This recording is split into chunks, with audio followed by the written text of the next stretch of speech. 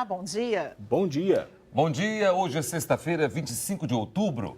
O aumento de desmatamento no Pará preocupa. Vamos conhecer um pouco melhor a cidade de Manaus, a aniversariante da semana. E hoje é dia de dar uma volta pelo mundo.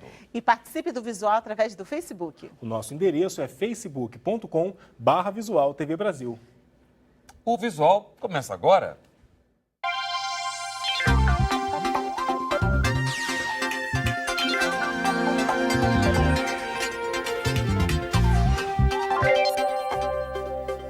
Os desmatamentos no Pará subiram mais de 150% entre 2011 e 2012. Os dados do Boletim sobre Manejo Florestal do Pará preocupam pela extensão das áreas protegidas que estão sendo degradadas. Depois de 3 anos de queda, a degradação ambiental no estado do Pará aumentou 151%. Os dados apresentados pelo Instituto do Homem e Meio Ambiente da Amazônia, o Imazon, correspondem a agosto de 2011 até julho de 2012, em comparação com o período anterior. Foram mais de 157 mil hectares de regiões degradadas pela exploração madeireira. Segundo a pesquisa, 78% das áreas degradadas não tinham autorização para a retirada da madeira. O aumento da exploração ocorreu principalmente nas regiões do Marajó e do Baixo Amazonas e em áreas de assentamento de reforma agrária e proteção ambiental. O estado é imenso, então não tem fiscais para fiscalizar todo o estado.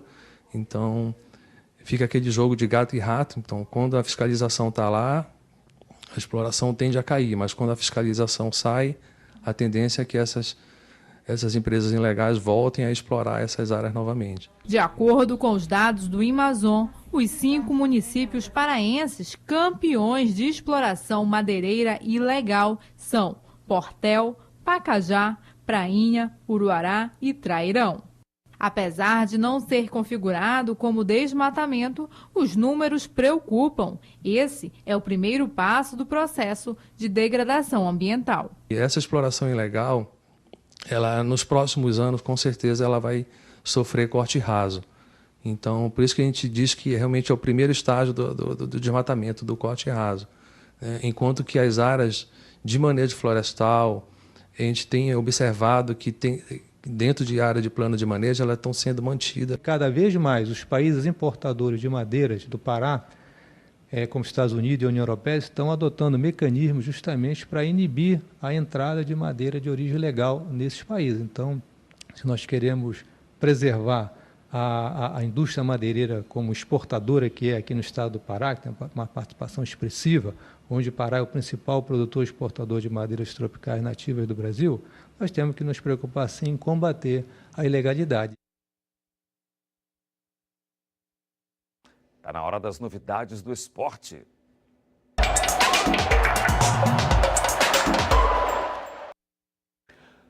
Bom dia.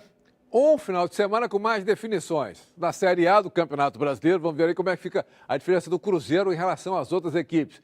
Na Série B, o Palmeiras segue também com uma boa vantagem. E na Série C, sim, aí vamos ter a definição de quem vai para a fase semifinal. E quem passar para a fase semifinal já tem vaga garantida para a Série B do ano que vem. E a TV Brasil, neste final de semana, mostra mais 2 jogos ao vivo para você. Neste sábado, a partir das 6h30, horário de Brasília, vamos transmitir do Rio de Janeiro, da cidade de Macaé, o jogo Macaé e Sampaio Corrêa. A equipe do Maranhão tem uma boa vantagem. Ela joga pelo empate e pode perder por até 1 gol de diferença. O Macaé tem que vencer por 2 gols para tentar se classificar e chegar na fase semifinal. E no domingo, vamos ter direto de Serra Dourada, em Goiânia, o jogo Vila Nova e 13. O 13 levou a melhor na semana passada, no jogo em Campina Grande. Joga pelo empate. O Goiás basta vencer por 1-0 e vai para pênalti. Qualquer outra vitória do Goiás classifica a equipe do Vila Nova para esta fase decisiva. Lembrando que quem passar para a fase semifinal já está automaticamente classificado para a Série B do ano que vem. E na segunda-feira vamos ter uma reunião muito importante.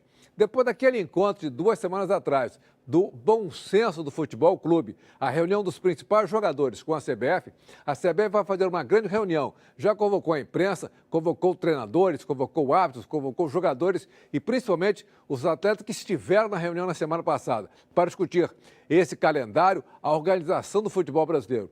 Uma iniciativa dos jogadores que a CBF está acatando e que realmente nesse encontro da próxima segunda-feira surjam boas novidades para o nosso futebol. Para você um grande abraço e um bom fim de semana. Agora vamos dar uma volta pelo mundo.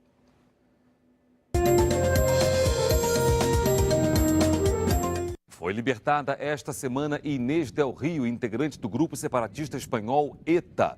A militante havia sido condenada a 3.838 anos de prisão por mais de 20 assassinatos quando integrava o Comando Madrid do grupo.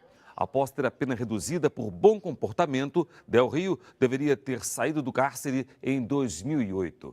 A Corte de Estrasburgo obrigou então o governo de Madrid a pagar 30 mil euros de compensação à militante. A libertação ainda abre precedente para que outros presos na mesma condição peçam revisão de pena.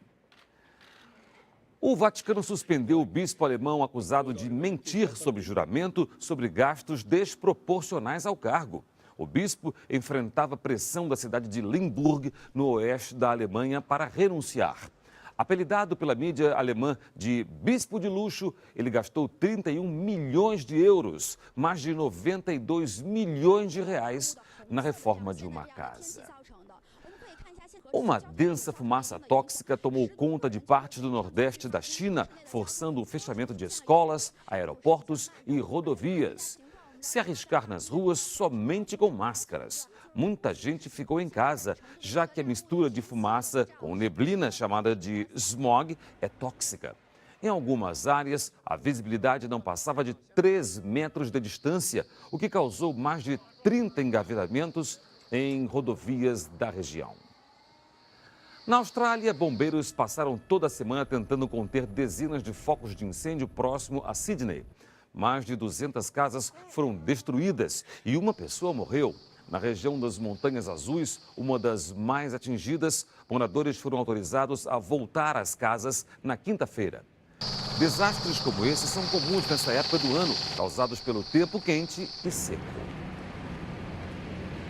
Artistas com e sem deficiência se reúnem na mostra Arte Sem Limites, que acontece em São Paulo até domingo.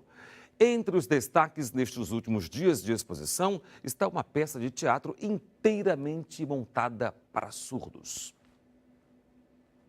Um artista surdo em meio a cordas. O texto é dele mesmo, do escocês Ramesh. Na peça Caracóis e Ketchup, o autor conta a história de um menino que, para fugir de um ambiente familiar marcado pelo conflito e se refugiar da realidade, decide viver na floresta, em uma árvore. É uma mímica? Não, não é somente uma mímica. Eu comecei a pesquisar, é a mímica com a expressão corporal, facial, dentro de uma história para mostrar o personagem, em vários personagens que tem dentro do espetáculo de forma mais clara, acessível para todos. Essa foi uma grande pesquisa que eu fiz. A apresentação é parte de uma mostra apoiada por uma instituição pública britânica. A ideia é incentivar o protagonismo da pessoa com deficiência na criação artística. O processo de capacitação, sim, existe, mas ele é integrado e é uma troca, ou seja, os britânicos, ao virem para cá e fazerem parte desse festival, também aprendem muito com os nossos modelos brasileiros. Como o objetivo é incluir e promover a acessibilidade, antes da peça, o público pode retirar fones como estes.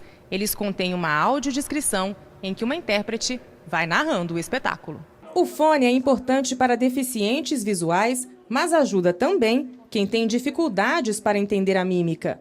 Maria trouxe o filho, Adriano, que já estava se divertindo antes mesmo da apresentação. Quando eu tiver oportunidade, eu levo meu filho aonde for. Este pai também gostou da iniciativa. Todo mundo tenha acesso, tenha conhecimento, para poder também estar valorizando as pessoas com deficiência, né? E vendo que são pessoas tão capazes e tão normais quanto as outras. Manaus completou 340 anos. A capital amazonense aposta no futuro, mas sempre aprendendo com o passado. Manaus fica no coração da floresta amazônica e às margens do Rio Negro, num território habitado por lendas e que esbanja arte, folclore e cultura. Construções exuberantes como o Teatro Amazonas são testemunhas do luxo e da riqueza gerados no período áureo da extração da borracha. No final do século XIX, a cultura do látex, matéria-prima valiosa no mercado internacional, fez com que Manaus se tornasse uma das cidades mais prósperas do país. Com a criação da Zona Franca de Manaus, a cidade voltou a crescer depois do declínio da borracha.